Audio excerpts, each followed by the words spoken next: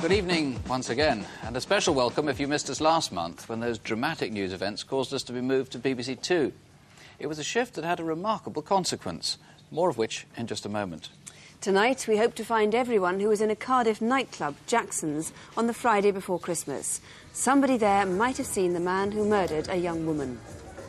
Police need more witnesses to a car chase near Oxford, where more than a dozen local people foiled a robbery and chased two gunmen out of town. And perhaps you can help discover who killed a London businessman as he sat working late one evening at his office.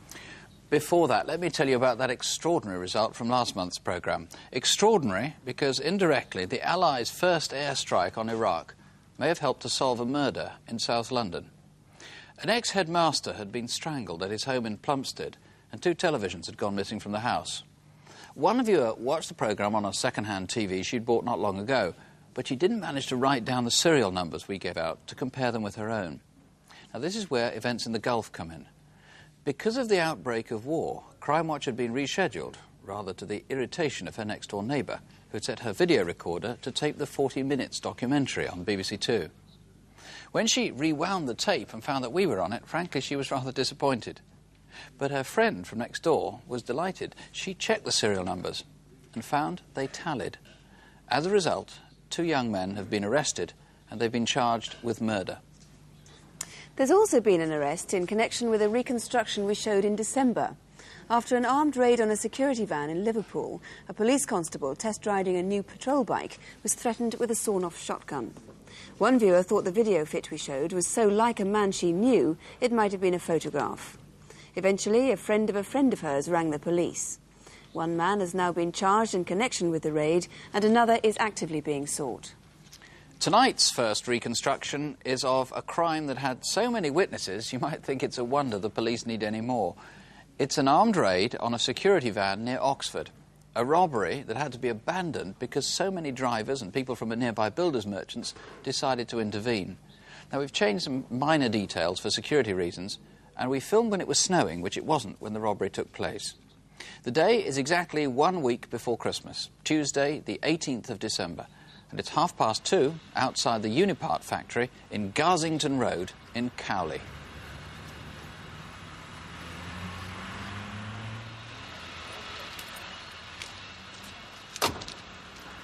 That guy over there, Mick, looks so he's having a pee. Very clever if he is, no hands. Notice the light-coloured car at the front, though it might not have been a Volvo.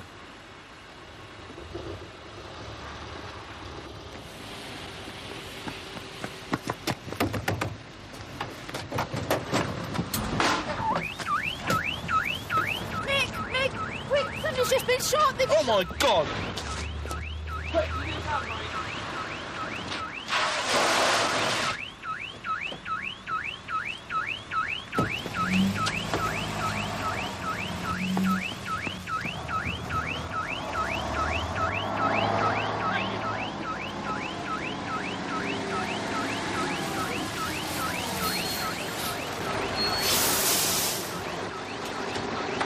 Keep back! Back off, all right? Keep back, you'll get hurt! Now back off!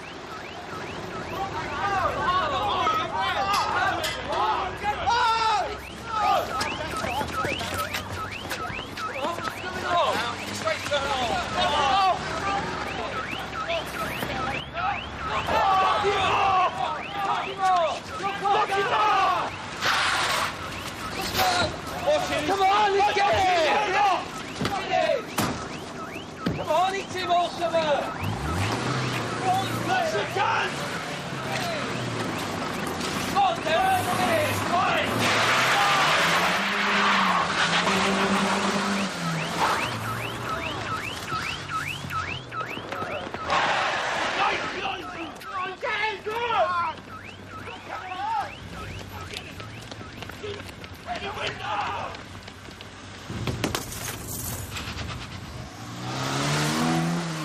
The driver of this pursuing car is an ex-police officer.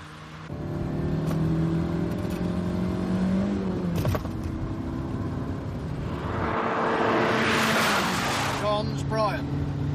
John Armblag, Unipart, Garsington Road. On cab in pursuit of a Vauxhall, dark blue.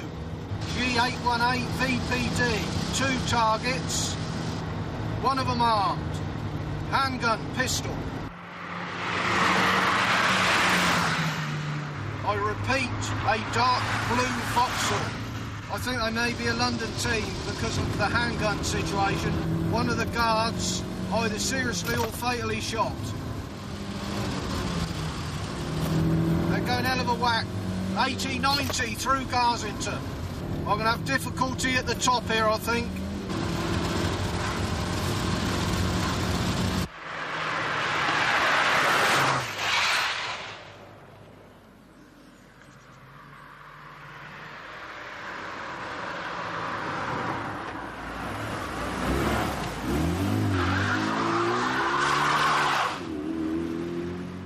John, I've lost them. They've obviously not come up onto this road. I'm turning back. Without a doubt, they've gone straight across the crossroads towards Berrinsfield.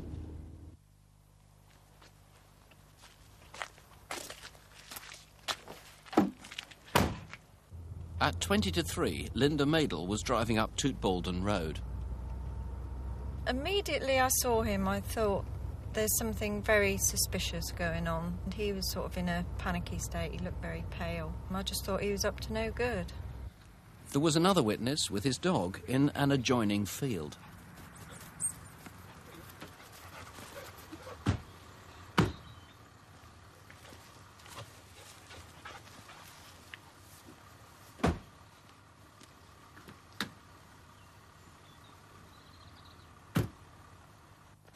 A little later, further down the lane, a cyclist saw a jogger.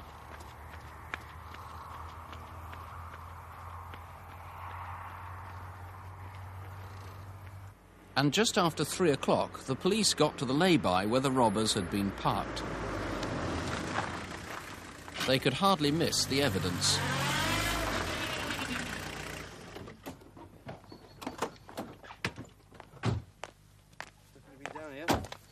Helmet and cash bags. Brother Alpha 9-1. Piece of number plate up in the 9-1, go ahead. Yeah, can you arrange a scenes of crime mobile for me, please? A Toote-Baldon Road. Near side, we found some number plate helmets and that in a ditch. Proceed with it. Yes, 9-1 on the scene. Bravo Alpha out. Have a look in the field just to make sure. And at about the same time, 2 miles further up the main road that runs through Newnham Courtney, a quality inspector road testing a new car had stopped to check the vehicle.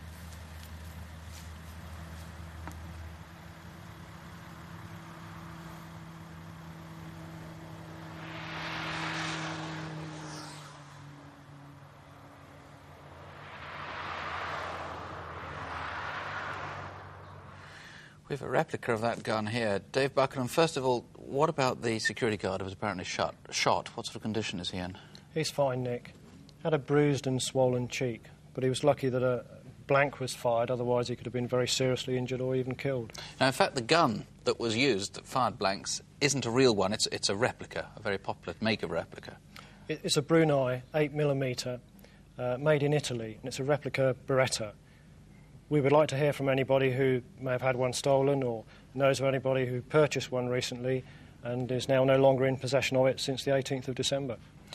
Now, the blanks that were in this may hold the key because before the robbery, the night before, in fact, at 6:15, a man walked into the Dunmore Shooting Centre on the Wootton Road in Abingdon, which is about 5 miles from Cowley.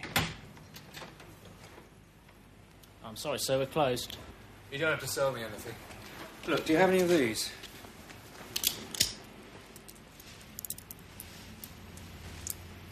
Yes, 8mm blanks. I sell them, but not this particular type. Do you want a gun it's for? No, I don't. But it's a good one. Let's have a look at the magazine. No, I can't tell, I'm afraid. If I say the wrong blanks, you could hurt yourself or the gun. Well, it's only in the car. I can go and get it if you like. Well, I'm closed now, but open at 9 in the morning. If you bring it back then, I'll see what I can do. Yeah. Okay? Okay. Okay, bye-bye. Now, you think this man just might be the man in the robbery who drove the getaway car? He's very similar to the video fit produced by the witness at Toote-Baldon who saw the man next to the blue Vauxhall. At Abingdon, he was wearing a light beige shirt and dark trousers. At Toote by the Vauxhall, he was wearing a denim jacket and dark trousers. He's a pretty big guy, about 6 foot tall, and so is the second man, the gunman. The gunman, also about 6 foot, wears size 11 shoes, you know that, and sort of receding dark hair. What about the woman in the car, in that light-coloured car that drove in front? Ostensibly she was turning round in the road. Of course, she could have been there simply to set up the robbery. Yes. We would like her to come forward if she is an innocent party just turning round in the road, or we would like to hear from somebody who knows a woman driving a similar car who is an associate of the two offenders. Now, the clothing that was dumped was quite distinctive. We've got a picture of the blue tracksuit, which has a star emblem with an 8 on it, as you can see, and the trousers say O'Neill. And found with the clothes was this receipt. Tell us about it. Yes, the receipt is from Roach's stores in Cork, Southern Ireland. The amounts on the receipt are actually amounts for the tracksuit top and bottom.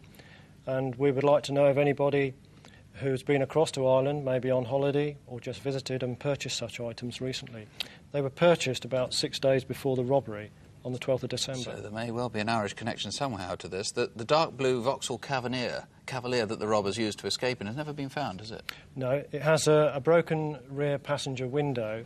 We would like to hear from anybody who knows such a vehicle. They may have had it stolen, maybe a hire vehicle, or it could be the offender's own vehicle. Or maybe you repaired that sort of damaged vehicle. This is the plate that was made up, or one of them. If you made up that plate too, do please let us know. G818VPD. Indeed, if you can help us in any way, do please call. There's the number, 081 811 8181. 081 811 8181. The detectives are waiting now, or indeed you can speak to a BBC researcher if you prefer. Alternatively, you can call Cowley Police Station. That's 0865 266 331. 0865, the code for Oxford, 266 331. Well, more news now from last month's Crimewatch. Despite the fact that the murder of Barbara Mayo took place 20 years ago, we had about 200 calls as a result of our reconstruction. Some of those were from people who'd harboured suspicions for many years, but thought the inquiry had long since been abandoned. Several calls were from women admitting that the alibis they'd given for boyfriends at the time had been false. And a few women said they remembered seeing a handbag like Barbara's missing one in the back of an ex-boyfriend or husband's car. Altogether, there are at least 20 promising new lines of investigation. There's been less to go on in the parallel inquiry into the murder of Jackie Ansell Lamb, also in 1970. But there have been some new leads which police are working on now, and we'll keep you informed. And as a result of photocall in December, a man had hired quite a lot of video equipment, if you remember, and each time, as part of the rental agreement, he had a Polaroid picture taken of himself. Now, a viewer recognised the picture when we showed it, rang us with a name, and the police went round to check it. A man has now been charged with deception and handling stolen goods. Well, now to this month's photocall. If you recognise anyone, we need to hear from you. Here with the details are Superintendent David Hatcher and Detective Constable Jackie Hames. Colleagues investigating a rape in Bradford would like to speak to this man, Fazard Babood. He was last seen in March last year in Brighton. He's 37 and 5'9" tall, with neatly cut dark brown hair. He's usually smartly dressed. He has family connections in Harrogate, North Yorkshire, so if you've seen him there or have had any dealings with him, please call us now. Officers in Merseyside believe this man is responsible for 13 armed robberies in the Liverpool area. He often tries to cover his face, but here he is on December the 6th last year, unmasked and brandishing a gun. He's frightened many shopkeepers and must be found before that gun goes off. So if you recognise him, please give us a call. Warwickshire Police have asked for your help to find William James Dolman. He may have information about the loss of £4,000 worth of property from a house in Rugby. Last year, Mr Dolman travelled the country and is known to have visited Plymouth, Bolton and Gloucester. He often goes to singles clubs where he befriends middle-aged women, but he moves on from each place after a month or so, often with money they've lent him. He's 47, 5'7", well-built with a slightly pock-marked face. He has a scar around his right eye and may have a very faint tattoo of the name Jerry on one of his hands. Billy Dolman may be driving a blue and white Bedford van, registration GYH 342W. He usually stays in bread and breakfast or rented bedsits. If you know where he is, please ring us now. And finally, colleagues here in London are looking for this man who's carried out over 120 frauds. This photograph was taken at a bank in Hampstead back in June 1988. Then in June last year, he became nervous while waiting for a cashier to return and walked out just as the security camera was activated. These shots were taken as he was leaving empty-handed from another London bank last October.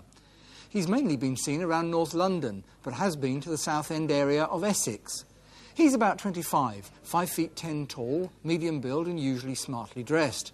So if you think you recognise him or any of our other photo call faces, call us now. And here's the number, 081 811 8181. 081 811 8181. Our next reconstruction tonight is a burglary which turned into murder.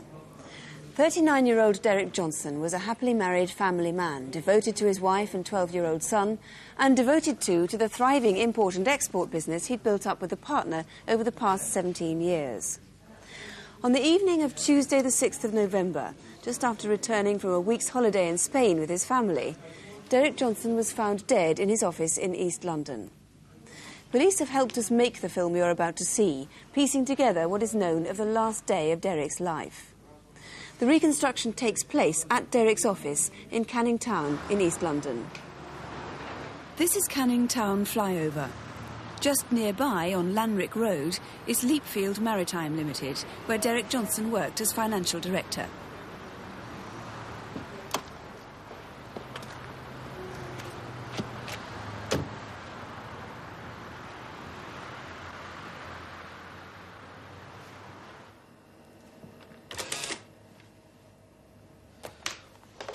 Derrick was quite a workaholic and often stayed late at the office.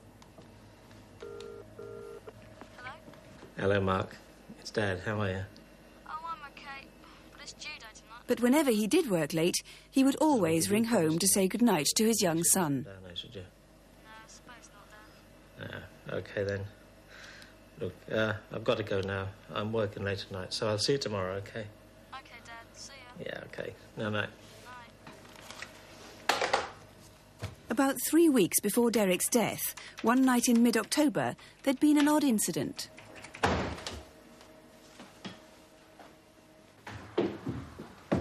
Who are you? What are you doing here? I've come to pick up the cleaners. Well, you're on here. Go on, get out.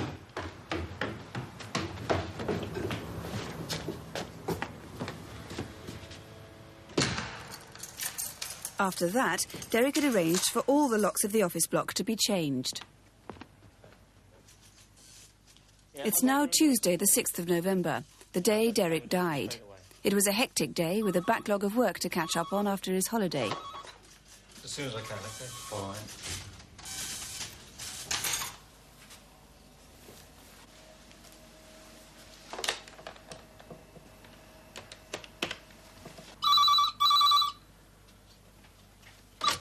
Hello? Hello, Lon. How are you? Oh, I'm fine.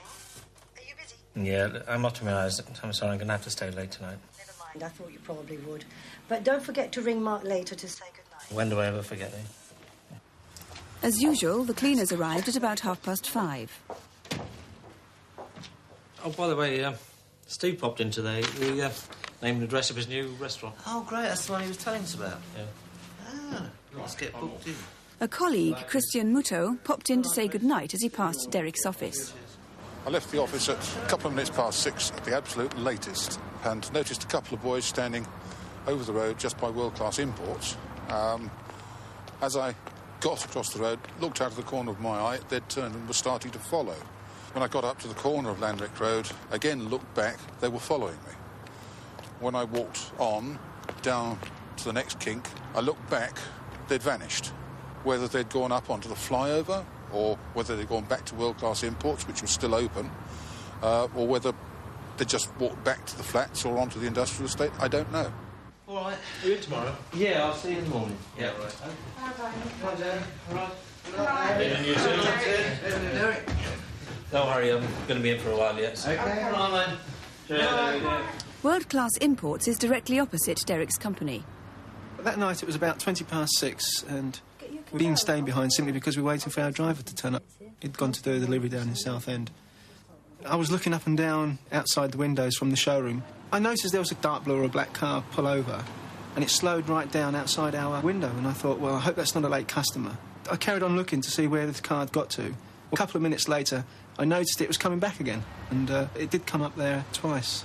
It was about 20 to 7. I actually got in my car and got to the end of the road, and as I got round to the corner, I realised that same car was there, and it looked as if it was stationary, and I was, like, ready to overtake it. As I did so, the car suddenly just, like, slowly pulled away from me, so I was behind it. Unfortunately, he didn't notice the registration number. But the car crossed Canning Town flyover, heading towards Essex. You got another one after that. While they were there, the cleaners remembered Derrick received 2 phone calls. At about 6:35, they heard him laughing and joking on the phone. Then, just 5 minutes later, the phone rang again. This time, the conversation was longer and more serious. The cleaners left the offices at about 10 to 7. Good night, Derrick. Good night. Derrick was now the only person in the building.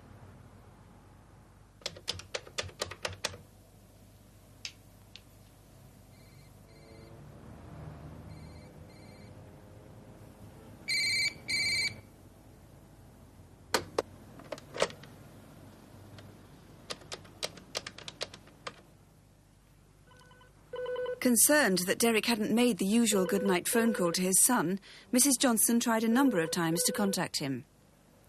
By about 20 to midnight, extremely worried by now, she decided to drive the 10 miles to his office.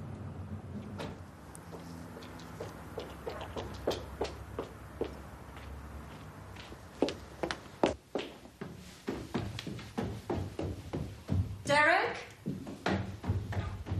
Derrick? Derrick had been killed shortly after the cleaners left, between 7 o'clock and 7:30. Dave Easy, the intention was burglary, but do you think whoever did this intended to kill Derrick Johnson? Mr. Johnson had been tied with rope, his hands and his feet, and sellotape had been wrapped very firmly around his nose and mouth. He couldn't possibly breathe. Whoever did it knew that he would suffocate. Now, you brought with you a piece of the rope that was used to tie Derrick up. What is particular about this piece of rope? Well, as you can see, this is sash-cord rope, and it isn't manufactured in this country. The rope in length that was used to tie up Derrick Johnson was 24 feet, and the ends of both pieces were sealed, as you can see at the end, with a burn. I need to know if anybody sold a rope of that length, sealed like that, and any date near the 6th of November. Let's move on to those 2 phone conversations. They were both quite short conversations, overheard by the office cleaners. What might their significance be? There were 2 calls at 6:38 and 6:40 p.m. They were the last calls that Mr. Johnson would have received. It's important for us to know who made those calls. Even if it's only to eliminate them from inquiries? That's correct. So if you haven't come forward, please do come forward and tell us that you were those people. There are some specific people that you now know about who you want to trace who were seen in that area on that evening. That's right. In particular, the occupants of 2 motor vehicles. The first motor vehicle is a dark car which parked at the entrance to Leitfield Maritime at 6:48 p.m. There were 2 occupants, both male. The passenger got out the vehicle and walked towards Leitfield Maritime. The vehicle then drove off after about 10 minutes without this passenger. Some 15 minutes after this, he was seen running away from Leitfield Maritime towards Canning Town flyover. The second vehicle is a Ford vehicle. At about 7:20 p.m, it parked again at the entrance to Leitfield Maritime with 2 male occupants. After about 2 minutes, the driver and the passenger got out and changed places. After about 5 minutes, they also drove off towards Canning Town flyover. I need to know who those men are, in particular who was the running man. And somebody may have seen them or the running man, and I need them to contact us. Right, these are absolutely vital. Remember, we're talking about Tuesday, the 6th of November, early evening, between 6:30 and 7:30. There are local people who've got together to offer a reward of £10,000. If you know anything at all, this is the number to ring, please, if you can help at all. The smallest detail might make all the difference. 081 811 8181 here in the studio, or you can ring the North Woolwich Police Station direct on 0708 729 602. That's 0708 729 602. Now to this month's incident desk. Here to take us through it, Superintendent David Hatcher and Detective Constable Jackie Hames. Good evening. First, colleagues in Merseyside need your help to solve the brutal rape of a 14-year-old schoolgirl. If you recognise this man, please ring now. We think he'd been indecently exposing himself to young girls and women throughout the evening of Sunday the 20th of January in and around the Rain Hill area of Merseyside. At 9 o'clock in Chatsworth Road, he exposed himself to 3 14-year-old girls and started to follow one of them along the main A57 Warrington Road. At Wiston Hospital Nurses' Home, he attacked and raped her. He did, however, leave a clue behind, this emerald green T-shirt. We know it was bought from Freeman's Summer 89 catalogue. He's 25 to 30, 5'9" to 6 feet tall, very skinny and looks scruffy. If you think you recognise him or the T-shirt, please call us now. Police Constable Mark Thorpe will never forget the early hours of Monday the 28th of January. He and a colleague answered a routine call to investigate a burglar alarm going off at Gateway Supermarket in Bristol. There they disturbed 2 men robbing the cigarette kiosk near the entrance. Mark Thorpe was stabbed repeatedly by the man he tackled. The descriptions of the robbers are vague because they wore balaclavas. We only know they were well built. One's 5'6" and the other's 6 feet tall. Their getaway car is a better clue. It was stolen almost a week before, on January the 22nd, from Oxford. It's a red Toyota Supra with false plates, registration number E351UBW. It was found on fire 3 miles away from the robbery in the St George's area of Bristol. Perhaps you saw it parked somewhere between January the 22nd and the 28th. And it had done 640 miles that week, but it's only 70 miles from Oxford to Bristol, so where had it been? If you can help on this, please do ring. PC Thorpe and his colleagues would be very grateful, and there is a very substantial reward on offer. If you know this woman, you could help us find her murderer. On Sunday, February the 3rd, her body was found in south-east London. She'd been battered to death.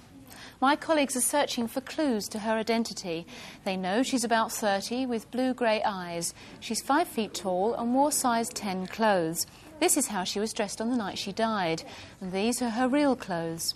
She was seen on a ferry from France and said she was returning from visiting her ex-husband in Paris. She herself was English. Why was she in the New Cross area of London on Saturday night, the 2nd of February?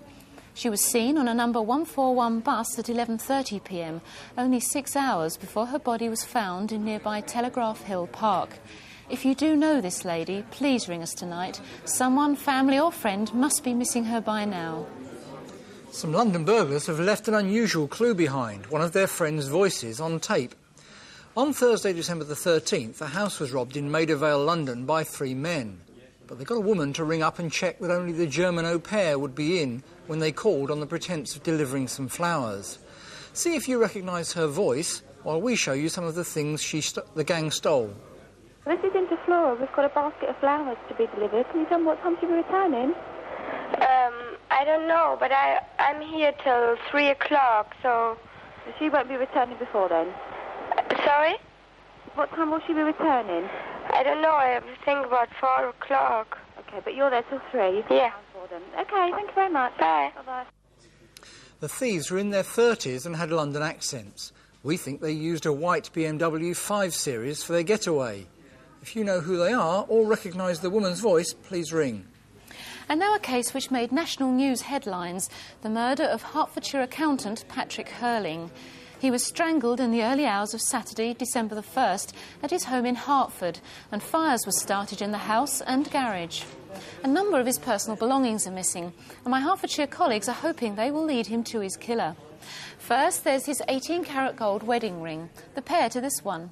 It's unusual and has 3 bands with a brick design. The outer bands are yellow gold and the inner one white gold. We think it's engraved with TC 7315 or with a consecutive number. Also missing is his black leather wallet like this one with Bridgman Golf Society 1989-90 in gold lettering. And Mr. Helling's credit cards are also missing. But the most distinctive of all is this identity bracelet. We've had a copy made up. It's set with diamonds spelling his name. There's a larger reward for information leading to convictions in this case.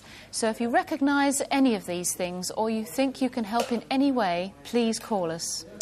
Many of our appeals to you for help involve odd circumstances, but this one is particularly strange. A body was dumped here on some wasteland 6 weeks ago. The area is Allerton Park, near Leeds, and it's a relatively isolated part of the city. What's strange is the condition of the body. Scientists tell us that it's of a man who died at least a year ago, but he could have been dead for up to 5 years. He's never been properly buried and nobody knows who he is.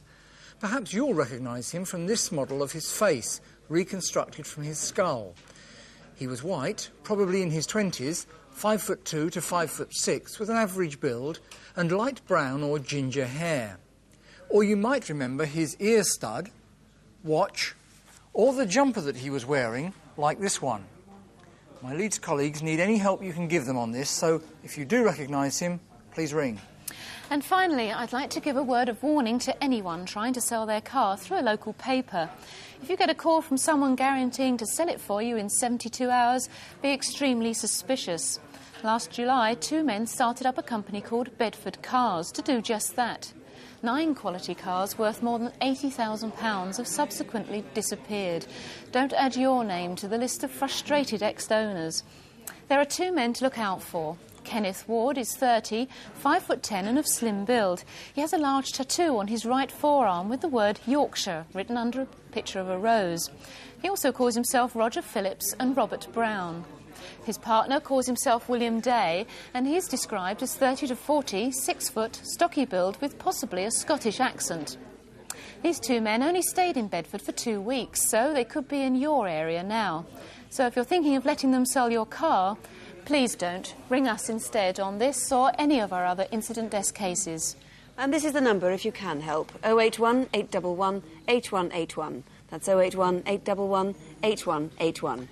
We're getting a large volume of calls tonight on the Cowley robbery. About 25 people so far have told us that the tracksuit we showed up, the logo on it means guaranteed made in Ireland. A Metropolitan Police officer has reported seeing the blue Vauxhall Cavalier, at least one with a broken window, not long ago, and 2 men attempted to trade in such a car, not all that far from where the crime took place.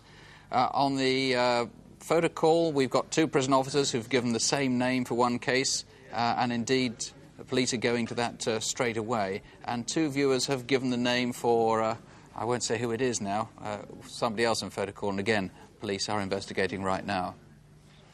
Our next case is one of those crimes that's as frightening as an Alfred Hitchcock film, the murder of a young woman in the dark just a few yards from her home. The depiction of this sort of crime in fiction gives the impression it's quite common and makes many women scared. In fact, this sort of offence is rare, but tends to make big headlines. You won't find our reconstruction frightening, only rather sad, but maybe it will induce people to call us with information. Geraldine Polk lived with her mum and dad in Cardiff. A few days before Christmas, approaching her own doorstep, she was stabbed repeatedly, raped and dumped in a nearby stream. Her family and friends, together with several witnesses, have taken part in this reconstruction of the last hours of her life.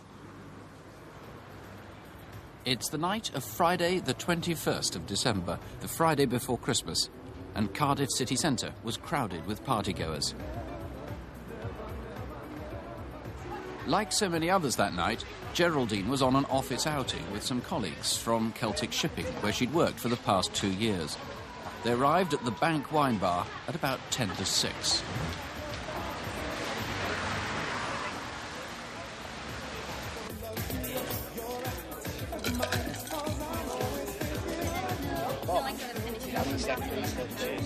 Yeah, girls, Christmas bonus. Make the most of it. What are you going to wear to the party tomorrow night? You're going to wear that black dress, you know, the black velvet one. What are you going to wear? I don't know, I think I might wear that black coat neck velvet one I've got. Oh, yes, I know. You've got to be careful when you dance, you don't fall out of that one. Oh, with these?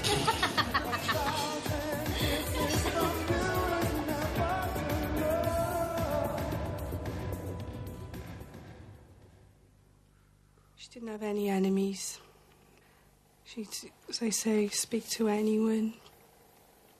She lived life. She lived it to the fullest. Very, very outgoing. And that was Geraldine, a very loving girl towards her family. a niece and nephew, you know, mum and dad and myself, very, very close. She was a bridesmaid in her favourite colour, which was what I wanted, because it suited her red. I mean, that was a favourite colour, and that's why I chose those colours for my wedding. She would have lived to have got married. Yeah. She would have made a good mother. At about 11:40, Geraldine and a couple of her friends arrived at Jackson's nightclub in Westgate Street. I'm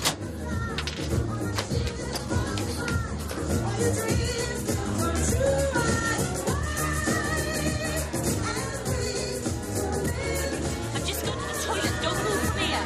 Okay, thank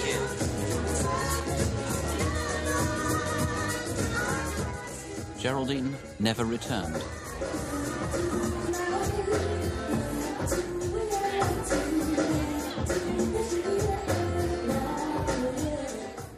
But then, at about 20 past midnight, she joined a taxi queue just across the street from Jackson's nightclub, outside Castle Cabs. Hiya, Jack. Oh, hiya. Where have you been? Oh, the bank, Wine Press, and then Jackson's. Who have you been with? Oh, some of my mates from work. You on your own? Yeah, I'm knackered. I've been out all day. I'm going home. Yeah, me too. Here's my taxi. See you then. Yeah, bye then. Have a nice Christmas. Yeah, you.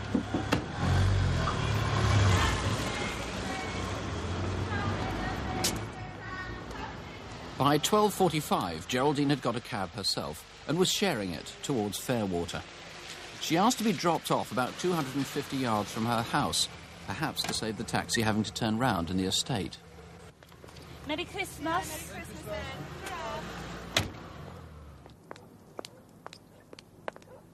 Either she walked along Waterhall Road or took a shortcut across school playing fields. But just 20 yards from her door... Stop! I was driving down Waterhall Road at about 1:10 in the morning, and I was taking my babysitter home. As I approached Bracken Place, I thought what was a lover's tiff. He just had his hands on her shoulders and was shaking her, and as I carried on down Waterhall Road, there was a girl and two boys walking down past the school. They were only 20 or 30 yards away from the argument when I saw them.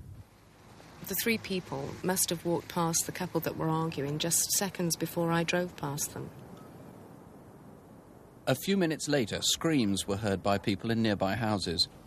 And about half an hour later, in the same area, a couple saw a man running from the direction of the school playing fields, where Geraldine's body was found next day.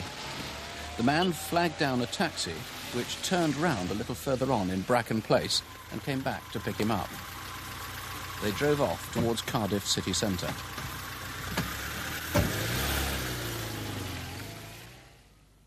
I had a feeling then there was something wrong because Geraldine hadn't come home from the night before, and it wasn't like her not to telephone or whatever to tell us.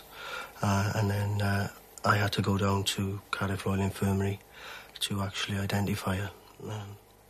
My parents just can't speak to anyone. They're absolutely devastated. They just can't believe that something has happened like this to Geraldine. And we're convinced that there's someone out there, somewhere, knows something about this. And if they're keeping it to themselves, well, that'll be on their conscience for as long as they live. But that's all they need to do is pick the phone up, phone me or the police. It's only the information we're after. We're not after their names or addresses. Just help us to catch this person. Just a note of detail, there was snow there, as you saw. It was snowing during our reconstruction. It was not snowing on the Friday night before Christmas. Phil Jones, this attack was one of enormous ferocity. Yes, it was. It was a brutal and sustained attack on a decent young woman who had got within yards of her home before being bundled into the middle of a playing fields opposite her home, raped, repeatedly beat about the head, and stabbed on over 80 occasions before being dragged about 130 yards to a brook near the Fairwater Leisure Centre. What it means is that whoever did it would have been absolutely covered in blood. Yes, he would have been. Very substantially blood-stained, and muck about his clothing and his footwear. So someone went home early in the morning of that Saturday before Christmas with a lot of blood and muck on them? Yes, he did. 3 witnesses we saw in Waterhall Road. Obviously, you want those to come forward. That was late that Friday night, early this Saturday morning, who were walking past the arguing couple. Anyone else you want to find? Yes, we've already spoken to a lot of people in that area at that time, but we're appealing for anyone else who was out in that area after 12:30 to come forward. Anyone else you want to find? Yes, we do. I am firmly of the opinion that Geraldine had formed an association with a man during the 10 days, or had an association with a man during the 10 days leading up to her death. She didn't confide in anyone about it. I've already appealed for that man to come forward, to date without success. I'll appeal again, and I'll ask anyone who may have any idea about his identity to come and speak to us. Now, that friend, or indeed other men you're appealing, or other witnesses you're appealing for who were leaving the area late that night, might have legitimate reasons for not wanting to come forward, at least non-criminal ones. They might have been with someone they shouldn't have been with. Are you going to reveal anything about their private life to the public? What I'd say is this: I'm in the business of trying to detect a murder, nothing else. So if they come, you'll treat any information they give you with absolute discretion? Yes. You found a key. It might not have been Geraldine's, but it might have been. Describe the key to us, can you? Well, it wasn't Geraldine's. The key was found about 20 yards from the site of an attack upon her. It's a duplicate key cut from a blank with the word Ilko embossed on it. It's come from a lock which has been fitted to a double-glazed aluminium door, probably fitted to a shop or commercial premises, or even to a house. It could have been on a bottom, or fitted to a bottom rail lock on a shutter door, or even a padlock. OK, well, if you know who lost that key, or indeed if you lost it, or think you did, please call us. Here's the number if you can help in any way: 081 811 8181. Or you can call the CID in Cardiff. They're on 0222 398 381. That's 0222, the code for Cardiff, 398 381. Well, more calls are still coming in behind us. On our reconstruction of Derrick Johnson's murder, we've had calls with suggestions on where the rope might have come from and what it might have been designed for. On photocall, in fact, officers are on their way to investigate 3 particular photocall cases at the moment. And, yeah, at the moment, that's all we can say. As far as Incident Desk is concerned, there also has been some names to the video fit on the case of the rape inquiry in Rainhill in the Merseyside area. I hope there'll be more to tell you when we come back on air at 11:25, immediately after question time. That'll be Crimewatch Update in about an hour from now. Meanwhile, the lines in the studio here will be staying open until midnight, and the local numbers for the investigations are on page 618 of CFAX. And if you can't stay up till then, we'll bring you up to date next month on how these crimes are being solved. Whatever happens, don't have nightmares, please. Sleep well. Good night. Good night.